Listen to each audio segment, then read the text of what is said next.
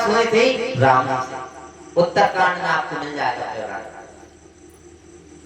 तो क्या है, ओरिजिनल अमर कथा किसने सुनाई? राम जी ने काकभूषण जी को।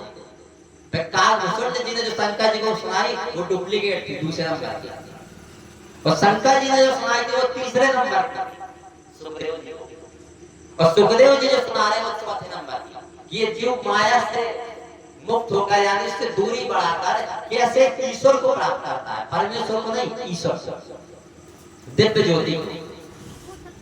तो होता क्या है, सुखदेव जी जानते थे कौन तैयार है, केवल सुखदेव जी, क्योंकि रिजल्ट देना था, उनके पास रिजल्ट था। अगर आज भी ऐसी स्थिति आ जाए तो एक व्यक्ति तैयार नहीं होगा कथा सुनाने के लिए। क्यों भाई, रिजल्ट देना था। सुखदेव जी तैयार हुए। जब सुखदेव जी सुनाने लगे कथा, सुनाना प्रारंभ किया था, तुरंत देवी देवता अमृत का कलश लेके, अमृत का कलश लेके कौन आए हैं? देवी देवता। कौन से देवी देवता? जिनकी पूजा करते हैं, जिनके नवग्रह बनाते हैं उनको शांत करने के लिए, वही देवी देवता आए कि हमें सुनना है। आप क्या करिए, परीक्षित को ये अमृत का कलश दे दीजिए और उसके बदले हमें ये ज्ञान अमृत क्या है पिला दीजिए, यानी सुना दीजिए। तो वहां पर सुखदेव जी एक बात कहते हैं, आपको मिल जाएगा इसका प्रमाण भागवत महापुराण में प्रथम खंड में। इसलिए ग्रंथ है ताकि कोई देखना चाहे, ये कोई हमारे बनाई हुई ग्रंथ नहीं है।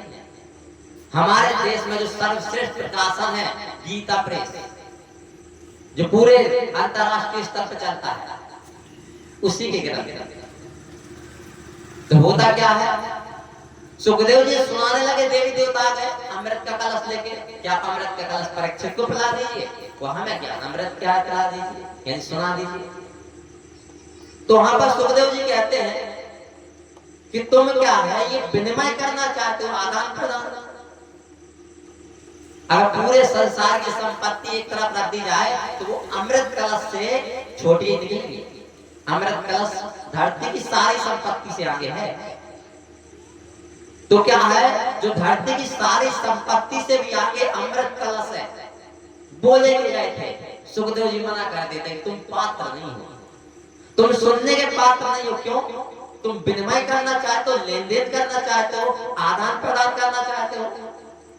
अरे कहां ये महामूल मणि और कहां कांच, यानी कहां ये कथा अमृत, ये अमर कथा, कहां ये ज्ञान कथा और कहां ये तुम्हारा अमृत कलश। कोई तुलना है? कहीं मणि और कांच की तुलना हो सकती है? कहीं अमर कथा और अमृत कलश की तुलना हो सकती है? अमृत कलश माने कांच, कथा मणि।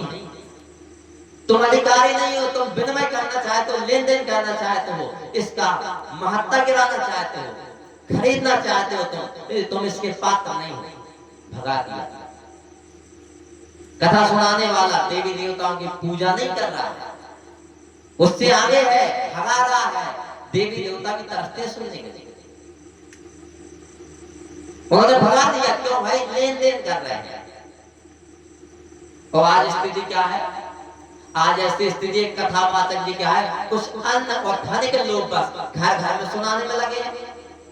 उस समय उन्होंने लेन देन से मना करके, तुम पात्र नहीं हो, तुम धर्म को, तुम ज्ञान को रुपयों में तोल रहे हो, धन संपत्ति में तोल रहे हो।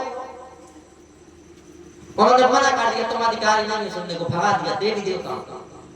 और आज वही कुछ अन्न मिल जाए, कुछ धन मिल जाए, इसी कारण क्या घर घर में घुस के सुनाने वाले।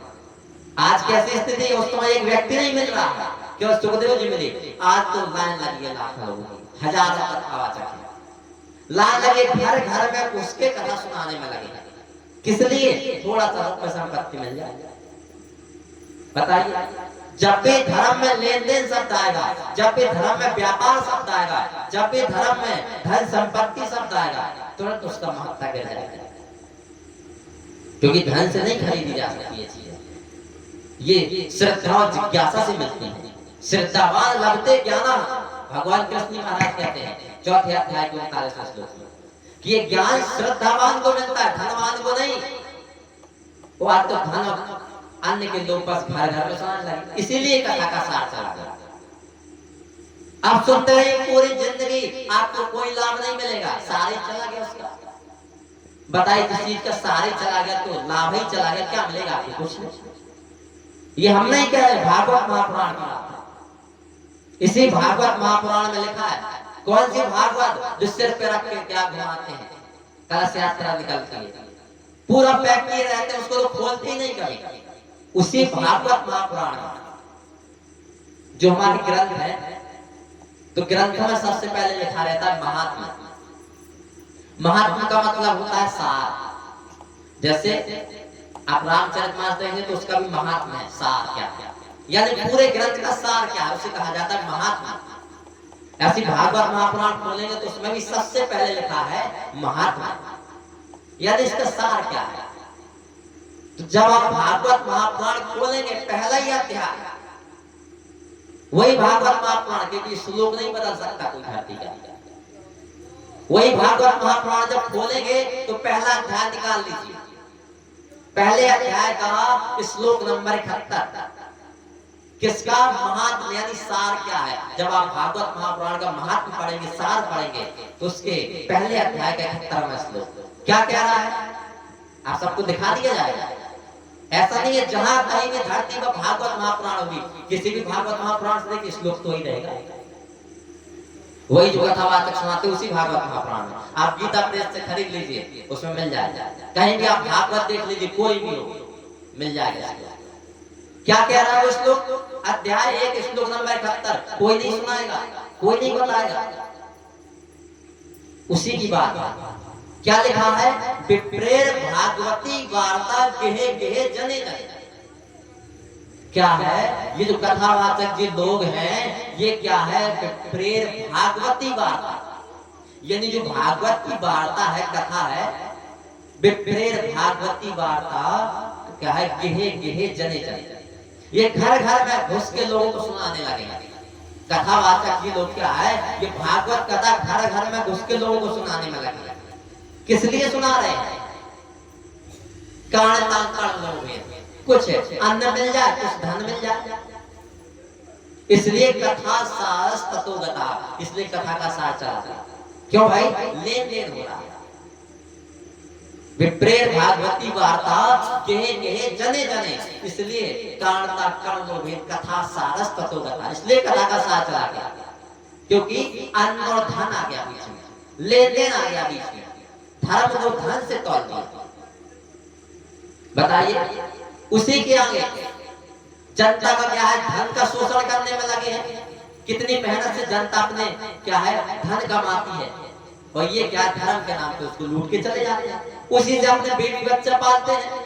ये कोई नौकरी थोड़ी ना करते हैं, खेती थोड़ी ना करते हैं, जनता को धर्म के नाम पर लूट जाएंगे। और उसी को क्या है, आपको धार्मिक भाव लेके कुछ उद्धार कल्याण की बात सुनने को मिल जाए। हम इस दुख कष्ट परेशानी में हैं, इनके पास कोई उपाय होगा, छुड़ा दे हमें इससे। आप तो कल्याण का भाव लेके, धर्म का भाव लेके, उन्होंने आपके धर्म को क्या है? दान से जोड़ दिया। दान करो, यही धर्म है। दान की स्थिति नहीं बताई। अरे दान नाम का तो कोई शब्द ही नहीं होता। आप सब कहेंगे कैसे? दान माने क्या? अगर दान की परिभाषा देखेंगे तो आपके पास जो चीज है, अपने चीज को किसी को हमेशा के लिए दे देना, ये दान है। यही ना है? आपके पास जो चीज है, मान लीजिए मोबाइल किसी को दे दिया, वो दान हो गया। आपके पास रुपए हैं आपके खुद के, तो दे दिया, वो दान हो गया। तो दान की जब वास्तविक स्थिति खोजने चलेंगे तो दान किसका दिया जाता है? अपनी चीज का। आपने क्या है, आपके पास कोई व्यक्ति आया, आपको क्या है मोबाइल दे गया, और दूसरा व्यक्ति आया, आपने उसको कर दिया दान।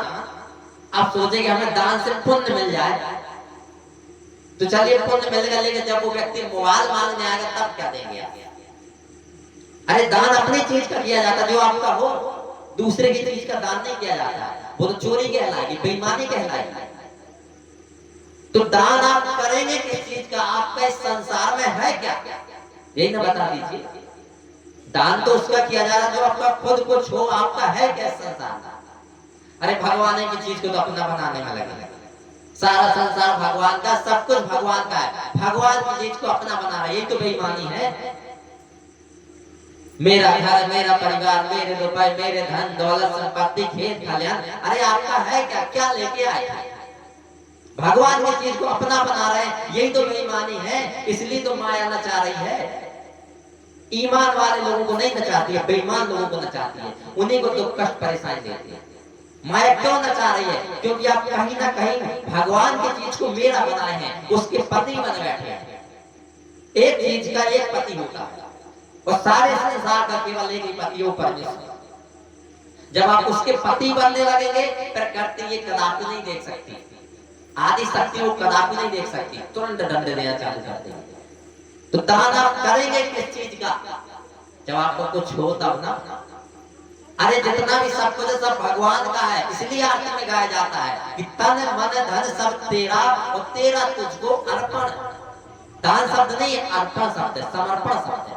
क्या लागे मेरा ओम जे चक्की से। आप भगवान को जान देंगे, सबसे पहले तो तन को भगवान से जोड़ दीजिए, मन को भगवान से जोड़ दीजिए, और जो धन है जान देख के भगवान से जोड़ दीजिए, धर्म से जोड़ दीजिए। लेकिन जान देख तो इस प्रकार से होता क्या है? आप लेके गए धार्मिक भाव कि हमें कुछ कल्याण की चर्चा मिल जाएगी, कुछ हमें मुक्ति का मोक्ष का उपाय मिल जाएगा, और उन्होंने क्या किया? धर्म को जोड़ दिया दान चंदा से।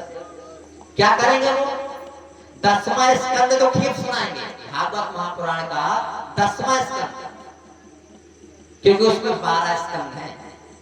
जैसे पहला स्कंद है, उसमें 40-50 अध्याय है, जितने भी हो। ऐसी दूसरा स्कंद है, उसमें भी 30-35 या 40-50 अध्याय होंगे। ऐसी तीसरा स्कंद है, चौथा है, 5वां है, 6वां है, ऐसी 12 स्कंद है भागवत महापुराण।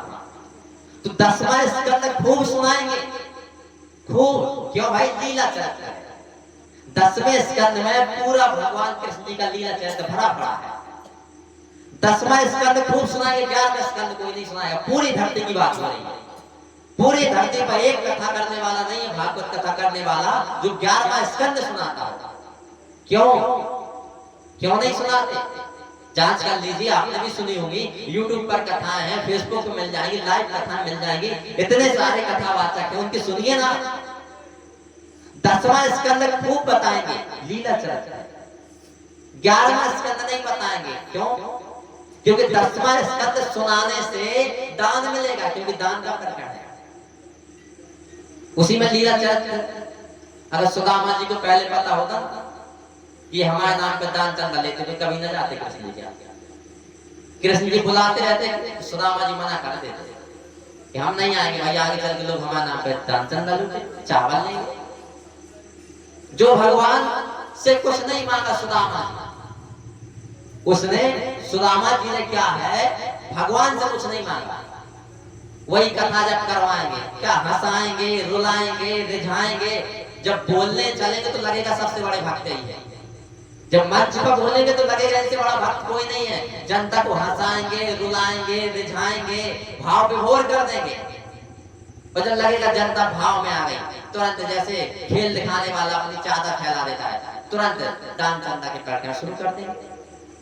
तुरंत जितने भी उनका सब दिखावा होता है, केवल दान चंदा भेंट चढ़ाता है। सुदामा चरित्र करवाएंगे किस लिए? कि आप चावल लेके आए, बर्तन लेके आए, रुपए लेके पहले से बता देंगे कि जनता के दिमाग में बैठ जाए, कल लेके आना है। इनके पोस्टर भी होंगे तो उसमें भी लिखा रहता है आज ये क्या है, आज कृष्ण जन्म होगा, फिर रुक्मणी विवाह होगा, कहीं सुदामा चरित्र होगा, कहीं रास लीला होगा, सब लिख देते हैं ताकि जनता के दिमाग में पहले ही सो जाए कि दान चंदा लेके जाना। सुदामा जी के नाम पे अब चावल लेके आओ, बर्तन लेके आओ, रुपए लेके आओ, भेंट लेके आओ। बताइए सुदामा जी का अपमान करने लगे, वो भगवान से कुछ नहीं मांगा, ये सुदामा जी के नाम पे क्या अपमान। ऐसे ही होता क्या है, और भी जहाँ जितने भी कृष्ण जन्म करवाएंगे तो उसका उद्देश्य ये कि अधिक से अधिक दान ले आए। माखन चुराने वाला प्रकरण करवाएंगे तो आप सब दान लाए, रुपए लाए। रासलीला करवाएंगे तो भाई क्या है, अधिक से अधिक धन लाया। चाहे वो माखन चुराने वाला हो, चाहे रुक्मणी विवाह हो, चाहे कृष्ण जन्म हो, कोई भी प्रकरण हो, अधिक से अधिक जनता का कैसे लुटाना, कैसे लूटे उनको, कैसे ठगे, कैसे उनसे धन क्या है हरण करना। एक ही उद्देश्य रहता है, धन अर्जन। इसलिए 10वां स्कंद खूब सुनाएंगे, फिर 10वें स्कंद में दान लिखा पड़ा, लीला चरित है, भाव विभोर हो गए लोग क्या दान देने लगे। 11वां स्कंद नहीं सुनाएंगे क्योंकि 10वां स्कंद सुनाने से दान मिलेगा, लेकिन 11वां स्कंद सुनाने से ज्ञान मिलेगा। 11वां स्कंद क्या है? कृष्ण जी ने जो उद्धव जी को ज्ञान दिया है वो है। पूरी धरती में कोई नहीं सुनाएगा। क्यों भाई? क्योंकि जानते ही नहीं, ज्ञान को जानेंगे तब ना बताएंगे। क्या बताएंगे? केवल भगवान का लीला चरित्र, जीव ईश्वर परमेश्वर के बारे में कोई जानते नहीं। पूरी धरती पर कोई कथावाचक ये नहीं कह सकता कि मैंने जीव को देखा है, अपने अंदर जो मैं हम करने वाला उसको देखा है। कैसे जाना देखा जाता है? कोई जानकारी नहीं। ईश्वर परमेश्वर की कोई जानकारी नहीं। तो होता क्या है? 11वां स्कंद कोई नहीं सुनाएगा। जांच कीजिए ना, ऐसा है कि नहीं? 10वां स्कंद सुनाएंगे, 11वां स्कंद नहीं सुनाएंगे क्योंकि ना खुद जानकारी नहीं। प्रेम से बोली श्री सद्गुरुदेव जी महाराज की जय, परम पिताजी परमेश्वर की जय, आनंद कंद प्रभु सदानंद भगवान की जय।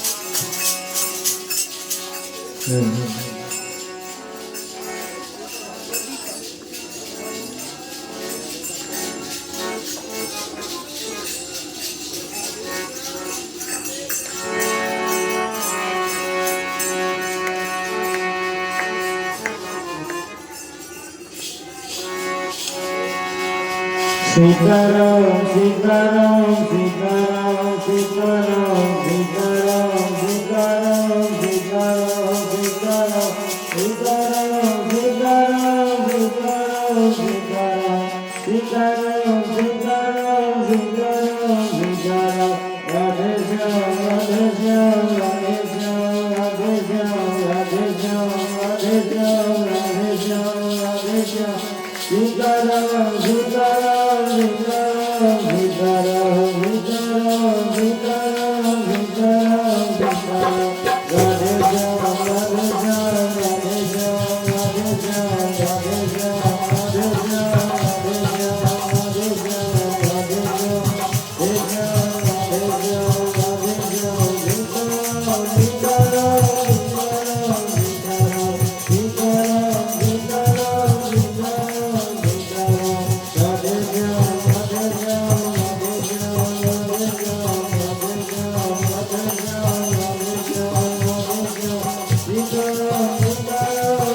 राधे श्याम राधे श्याम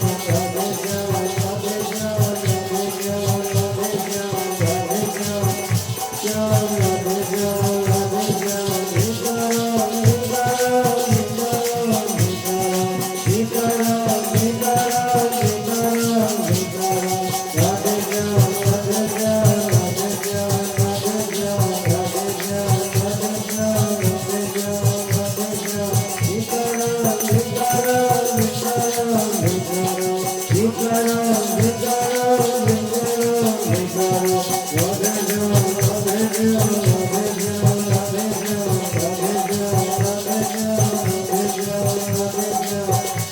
सीताराम सीताराम सीताराम सीताराम सीताराम सीताराम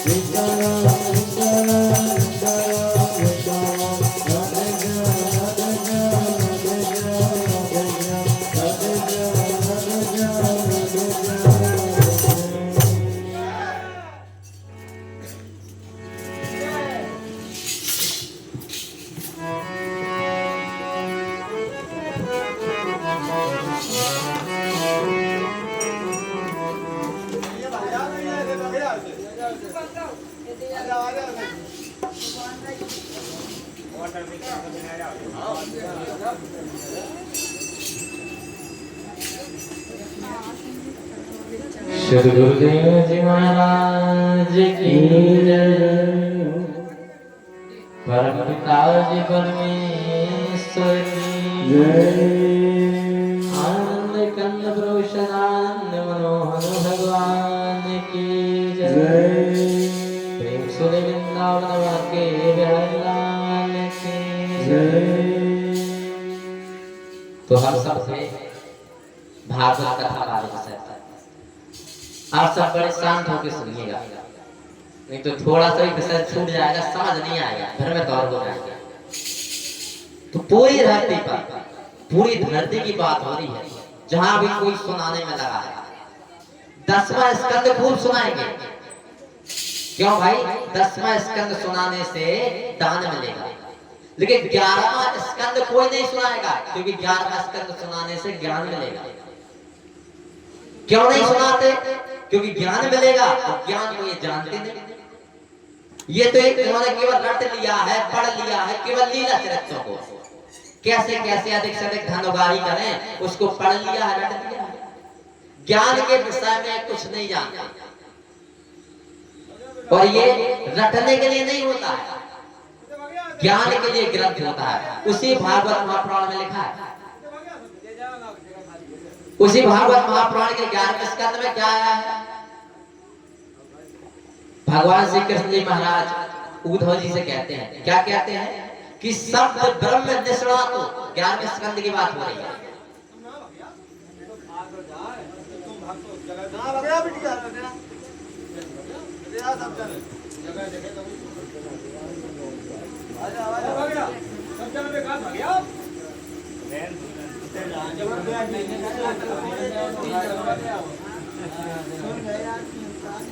प्रेम सूरी जी सतगुरुदेव जी महाराज की जय।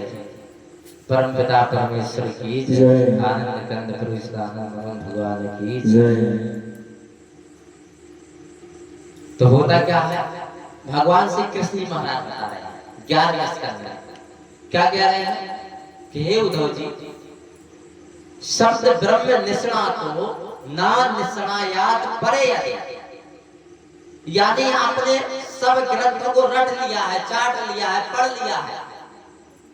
शब्द ब्रह्म निष्णातो यानी सब शब्द क्या रट लिए हैं, श्लोक वगैरह रट लिए हैं, लेकिन ना निष्णायात परे यदि। अगर आप उस परमेश्वर को, उस परम तत्व को नहीं जाना, रट तो लिया सब। आप क्या पूरी रामचरितमानस जुबान पे है, चारों वेद जुबान पे है, समस्त पुराण को रट लिए हैं, सब ये ग्रंथों को रट लिए हैं, चाट लिए हैं, पढ़ लिए हैं, लेकिन आपने अगर उस परम परमेश्वर को, परम ब्रह्म को, परम तत्व को नहीं जाना, शब्द ब्रह्म निष्णातो और ना निष्णायात परे यदि। अगर आपने उसको नहीं जाना, तो ये सारा आपका श्रम, श्रमस्तस्य श्रम फलो हाधानि में रक्षा। ये सारा श्रम उसी प्रकार है जैसे बिना दूध की गाय पालना। आप सब गाय तो पालते होंगे, पता चल जाए कि पूरी जिंदगी दूध नहीं देगी, पालेंगे? बताइए, आप पालेंगे उसको? कहने के लिए तो है कि भाई गाय पाले हैं, लेकिन मिल तो कुछ नहीं रहा है ना। ऐसे ही भाई दिखाने के लिए तो बहुत जानते हैं, बहुत दोहा चौपाई श्लोक रट लिए हैं, पढ़ लिए हैं, भागवत महापुराण रट ली है, रामचरितमानस रट ली, रटने को तो बहुत रट लिया, लेकिन उस परमेश्वर के बारे में कोई जानकारी नहीं। जीव ईश्वर परमेश्वर के बारे में कोई जानकारी नहीं। सुनिए, किसी भी कथा में जीव क्या है, ईश्वर क्या है, परमेश्वर क्या है, वो भगवान क्या है। एक भगवान की लीला अलग है और भगवान अलग है। जैसे आप सामने रामलीला होती है, तो रामलीला में आप किसी को क्या है, हनुमान जी का रोल मिल जाए, तो हनुमान जी का रोल मिलेगा तो क्या पर्दे पे आगे तो पूंछ भी लगी होगी और बंदर जैसा मुंह भी बना होगा, और इसी की तरह रोल करेंगे। लेकिन आपका एक जो जीवन है वो पर्दे के सामने है, और एक जीवन पर्दे के पीछे है। आपका रियल जीवन क्या है? पर्दे के पीछे वाला। कोई पूछेंगे इस आदमी के बारे में बताओ, तो हनुमान जी की बातें बताने लगे, जो रोल करता है उस बातों को बताए, तो ये आपकी सच्ची जानकारी थोड़ी ना होगी। आपको हनुमान जी का रोल मिला, हनुमान जी का रोल कर रहे हैं, कोई आदमी पूछे इनके बारे में कुछ बताओ, तो आप बताने लगे कि भाई क्या है, इन्होंने सोने की लंका को जला दिया, समुद्र को पार कर गए, तो ये तो रोल है ना। रियल बताइए उसके बारे में, वास्तविक जानकारी।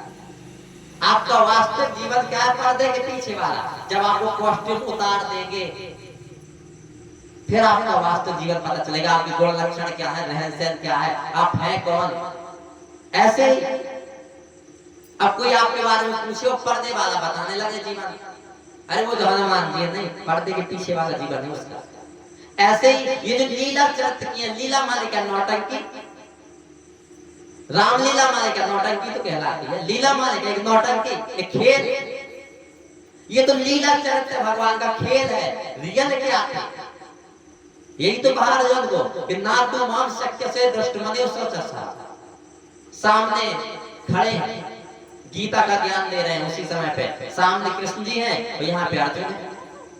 फिर भी कह रहे हैं कि हे अर्जुन, तुम मुझे आंखों से नहीं देख सकते, जबकि देख रहे हैं सामने। तो सामने किसको देख रहे हैं, शरीर को। ये जो वसुदेव जी और वसुदेव जी देवकी का पुत्र जान रहे हो, ये मैं नहीं हूं। यशोदा नंद जी का पुत्र नहीं हूं। ये जो देख रहे हो तुम मुझे नाम उसे नहीं देख सकते। क्या है, इन आंखों में इतनी क्षमता नहीं कि तुम मुझे देख दे। क्यों भाई, वो एक शरीर है, शरीर के अंदर जो बोल रहा है वो भगवान। ये जो लीला की है वो एक नौटंकी है, मानव शरीर धारण करके। वास्तविक में वो है कौन, अर्जुन को दिखाया विराट का संसार। राम जी जब पहुंचे सबरी माता के पास, कहा कि मम दर्शन फल परम अनुपा, वो जीव पावने सहस्र। मेरा दर्शन इतना परम है, इतना अनुपम है कि जो कोई भी मेरा दर्शन कर लेगा तो जीव पावने सहज स्वरूप। ये जीव क्या है, भटक रहा है और की दौड़ में, दुख कष्ट परेशानी में, इस संसार चक्कर में। ये जीव सीधा क्या है, अपने वास्तविक स्वरूप, जहां से हम आप सभी आए हैं, जहां हम आप सभी समाहित थे, उस परमेश्वर को पालेंगे। राम जी का दर्शन सभी ने तो किया, कोई प्रजा ने किया, कहां अपने सहज रूप को पाए। किसका दर्शन किया, शरीर का, भगवान का दर्शन नहीं किया। राम जी भगवान नहीं थे, लेकिन राम जी के अंदर जो पावर थी वो भगवान थी। उसको देखा सबरी माता ने, उसके दर्शन को किया सबरी माता ने। सबरी माता जानते थे कि भगवान क्या थे, हनुमान जी जानते थे कि भगवान क्या थे, प्रजा नहीं जानते थे कि भगवान क्या थे। ऐसे क्या बताएंगे, लीला चरित्र। यानी भगवान ने जो नौटंकी की है, नाटक किया है, वो बताएंगे, लेकिन वास्तव में भगवान है कौन, पर्दे के पीछे वाला जीवन, ये नहीं बताएगा। तो होता क्या है, 11वां स्कंद कोई नहीं बताएगा। क्या कहा कृष्ण जी महाराज ने, अगर आपने उस परमेश्वर को नहीं जाना तो आपका ये सारा पढ़ना लिखना रटना सभी याद करना सब वैसे ही जैसे बिना दूध की गाय पाले। ये सब क्या बिना दूध की गाय पाले बोल रहे हैं। दिखाने को तो बहुत जानते हैं, जानते कुछ नहीं। जीवों को नहीं जानते, कोई भी धरती का कथावाचक है। ईश्वर परमेश्वर तो बहुत दूर है। कैसे जीव को जाना देखा जाता है, कैसे अपने आप को जाना देखा जाता है। जानने देखने पर मिलता क्या है, ईश्वर क्या है, परमेश्वर क्या है। तो ये भागवत महापुराण मनोरंजन की किताब नहीं है, ये लीला की किताब नहीं है। ये भागवत महापुराण ये परम हंस की संहिता है। हर अध्याय के पीछे लिखा है, भागवत महापुराण जब उठाइएगा ना, हर अध्याय के पीछे लिखा है, सैकड़ों अध्याय है, हर अध्याय के पीछे लिखा है इति श्रीमद् भागवत महापुराणे परमहंसायाम संहिता। आपको दिखाएंगे, कोई भी बंधुजन देखना चाहेंगे, ये है भागवत महापुराण। हर अध्याय के पीछे लिखा है, ये जो श्रीमद् भागवत महापुराण है ये मनोरंजन के लिए नहीं। इति श्रीमद् भागवत महापुराणे परमहंसायाम संहितायाम, ये उस परमहंस की संहिता है, उस परम तत्व की, उस परमेश्वर की, उस परमात्मा की, उस परम ब्रह्म की संहिता है। ये परमेश्वर की किताब है। भगवान को कैसे जाना देखा जाता है, जीव ईश्वर परमेश्वर को कैसे जाना देखा जाता है, ये उसकी किताब है।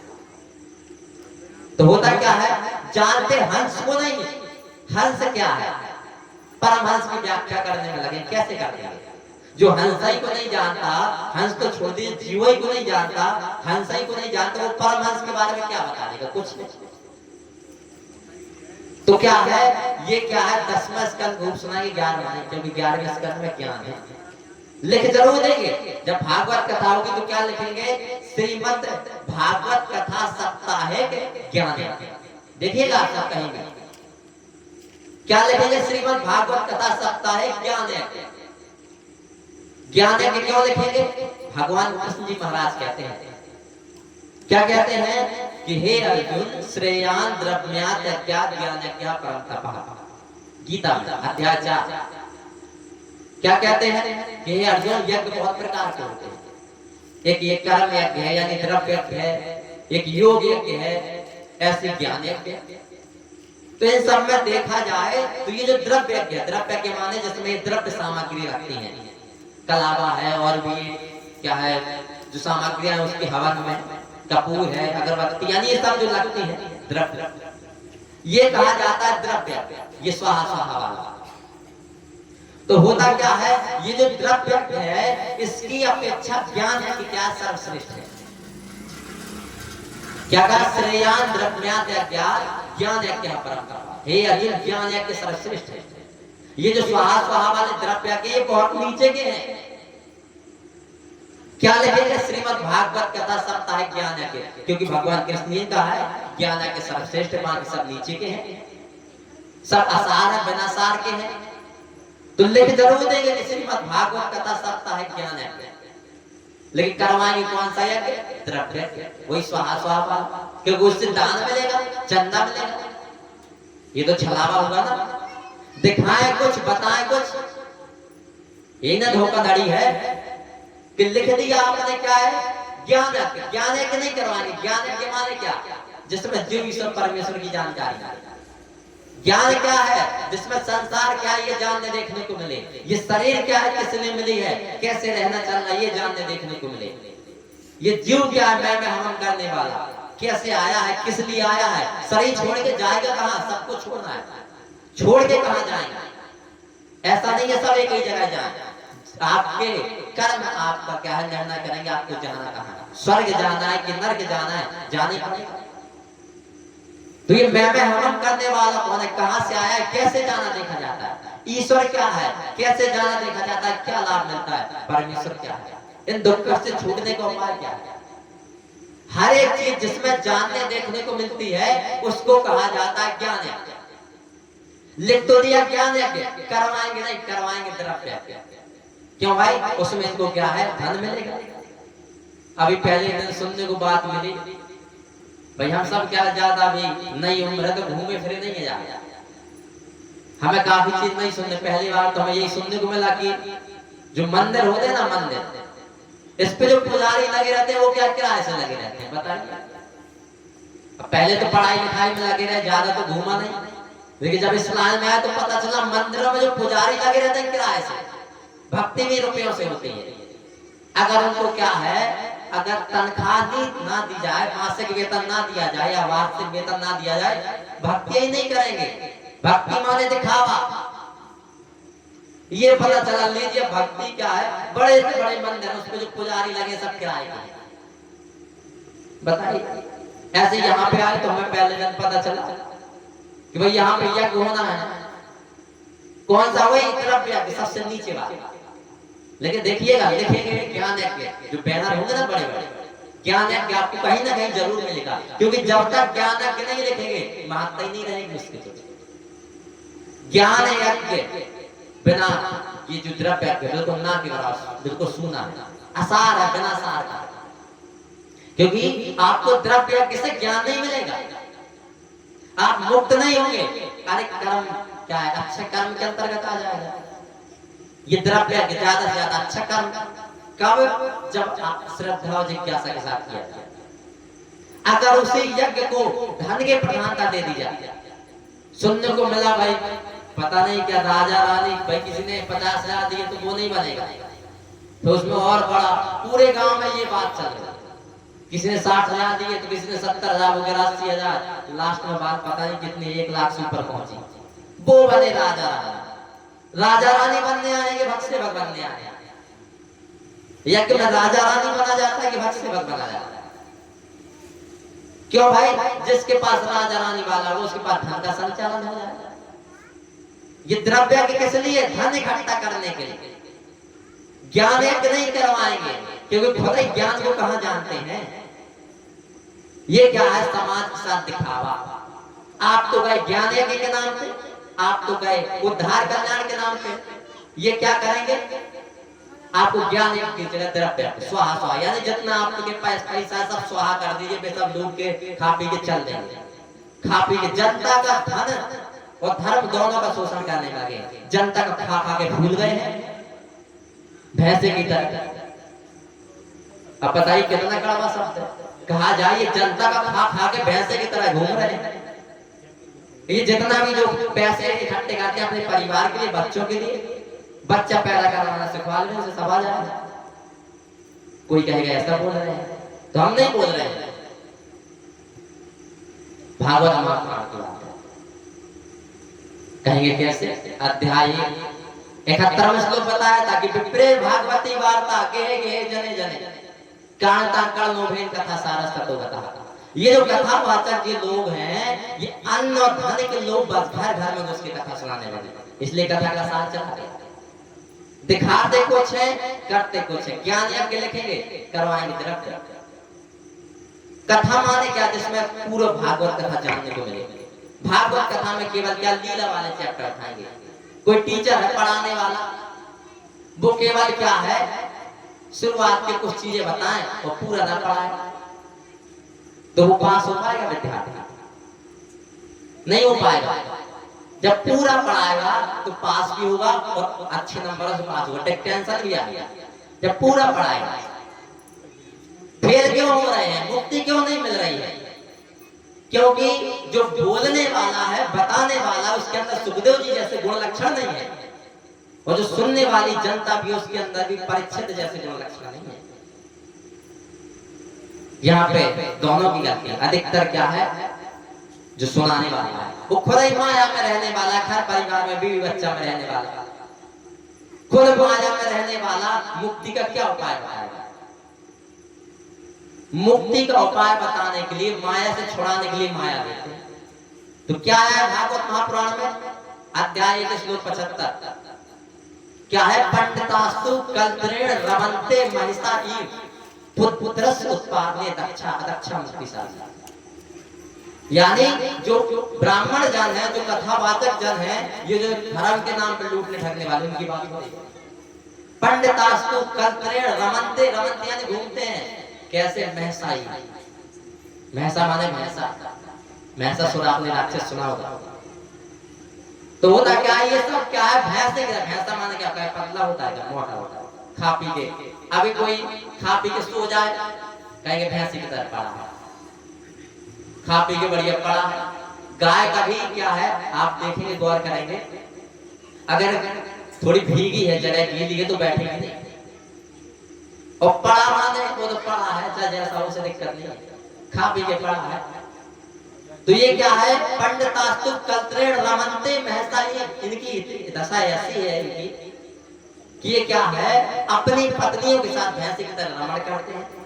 पुत्रस्य उत्पादने दक्षा, बच्चा पैदा करने में तो एक्सपर्ट है, दक्ष है, लेकिन अदक्षा मुक्ति साधन, मुक्ति का साधन नहीं बता सकते, बेअकुशल है। अध्याय 1 श्लोक 75 भागवत महापुराण आप सबको दिखाया जाएगा। जो भी बंधुजन प्रमाण चाहेंगे आप सबके समक्ष यही ग्रंथ, वही भागवत महापुराण जो बताते हैं, उसी में लिखा है कि कथा का सार चला गया। अब ये तो क्या है? कथा को एक दिखावा बना दिया, ज्ञान यज्ञ के नाम पे द्रव्य यज्ञ, ताकि जनता के धन लूटे। और 11वां स्कंद नहीं सुनाएंगे। 11वां स्कंद अगर कोई सुना देगा तो आप पास हो जाएंगे। आप फेल बने रहे ताकि कथाएं करवाते। लीला बस सुनाएंगे, वो तो आपने सुनी है, देखी है। तो क्या करेंगे? दान वाले प्रकरण, जितने भी हंसाएंगे, रुलाएंगे, रिझाएंगे, ताकि आपका धन ले, अपने बीवी बच्चे को देते, खा पी के पड़े। इसलिए क्या है? धर्म बदनाम हो गया। ये जनता के साथ धोखा करते हैं, छलावा करते हैं, ज्ञान के नाम पे द्रव्य करते हैं। उसमें लिखा है कि ये परमहंस की संहिता है, परमहंस की किताब है, हर अध्याय के पीछे। बताइए, जो हंसई को नहीं जाना देखा, परमहंस को नहीं जाना देखा, क्या बताएगा उसके बारे में? कहीं बच्चा प्रोफेसर की किताब के बारे में बता दे। इन्हें तो ग्रंथ पढ़ने का अधिकार ही नहीं है, ग्रंथ पढ़ने का अधिकार नहीं है। ये तो बिना दूध की गाय पालने वाला काम कर रहे हैं। भगवान विष्णु जी महाराज ने ऐसा कहा है गरुड़ पुराण में। वीरागम पुराण क्या परमार्थम न वित्तिया, विडम्बकस्तस्य तत्सर्वं काकास्ता।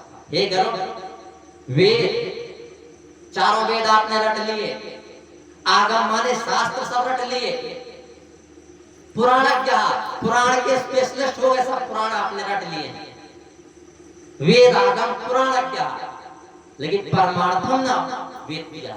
अगर आपने उस परम का अर्थ नहीं जाना, परमार्थ को नहीं जाना, परम तत्व को नहीं जाना, उस परे को नहीं जाना, जिसकी बात कृष्ण जी ने की है 11वें स्कंद में, 11वें स्कंद में जिसकी बात की, 11वें स्कंद के 11वें अध्याय का 18वां श्लोक, कि अगर आपने उससे परम तत्व को नहीं जाना, तो ये सब क्या है, सब बोलना बताना, ये सब क्या है, वेद आगम पुराण क्या, परमात्मा न वेत्या तो विडम्बकस्तस्य तत्सर्वं काकास्ता। ऐसे उस विडम्बक का, पाखंडी का सब कुछ बोलना, सब कौवे की तरह केवल काम तो करते रहते, जानते क्या कुछ नहीं, जनता अनभिज्ञ है, जनता के साथ छलावत। इन्हें क्या, जब तक ग्रंथ पढ़ने का अधिकार किसको है, जब तक हमारे पास सूक्ष्म दृष्टि नहीं होगी, दिव्य दृष्टि नहीं होगी, ज्ञान दृष्टि नहीं होगी, तब तक हम ग्रंथों को नहीं समझ सकते। शिक्षा दृष्टि से आप अक्षरों को तो पढ़ लेंगे, तो ही बोल लेता है राम राम, तो क्या राम को जान गया कौन है राम, वो तो हनुमान जी जानेंगे ना। तो जब तक हमारे पास सूक्ष्म दृष्टि, दिव्य दृष्टि और ज्ञान दृष्टि नहीं होगी, ग्रंथ समझ में नहीं आएगा। जहां भी जीव की बात होगी समझ में नहीं आएगी, जब तक सूक्ष्म दृष्टि नहीं होगी, जब तक दिव्य दृष्टि नहीं होगी, ईश्वर की बात पकड़े में नहीं आएगी, और जब तक ज्ञान दृष्टि की बात, ज्ञान दृष्टि नहीं होगी, भगवान की बात पकड़े में नहीं आएगी।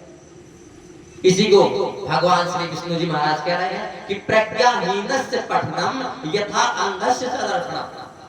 हे गरुड़, ज्ञानहीन पुरुष का पढ़ना ठीक वैसा ही है, जिसके पास ज्ञान दृष्टि नहीं है उसका पढ़ना ठीक वैसा ही है। यहाँ भी बहुत सारे पढ़े लिखे लोग जो ग्रंथों को पढ़ते होंगे, लेकिन जब तक सूक्ष्म दृष्टि, दिव्य दृष्टि और ज्ञान दृष्टि नहीं होगी, आपको उसका यथार्थ अर्थ समझ में नहीं आएगा।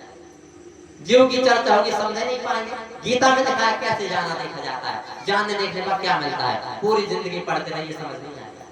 जब तक सूक्ष्म दृष्टि नहीं होगी, जीव की बात समझ में नहीं आएगी। जब तक आप ईश्वर को नहीं जाने देखे होंगे, दिव्य दृष्टि नहीं होगी, ईश्वर की बात समझ में नहीं आएगी। जब तक ज्ञान दृष्टि नहीं होगी, परमेश्वर को नहीं जाने देखोगे, भगवान वाली बात समझ में नहीं आएगी। तो होता क्या है, प्रज्ञाहीनस्य पठनम यथा अंधस्य च दर्पणम।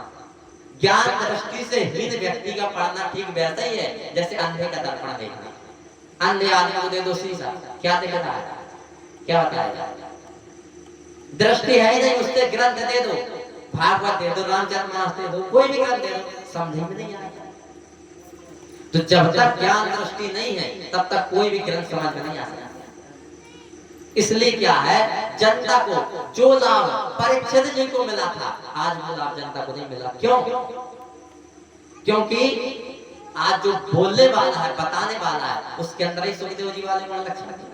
ये कथाएं कोई मनोरंजन वाली चीज नहीं है। यही सुखदेव जी और परीक्षित वाला जो वृत्तांत है, तक्षक नाग, बड़े मनोरंजन के साथ सुनाए।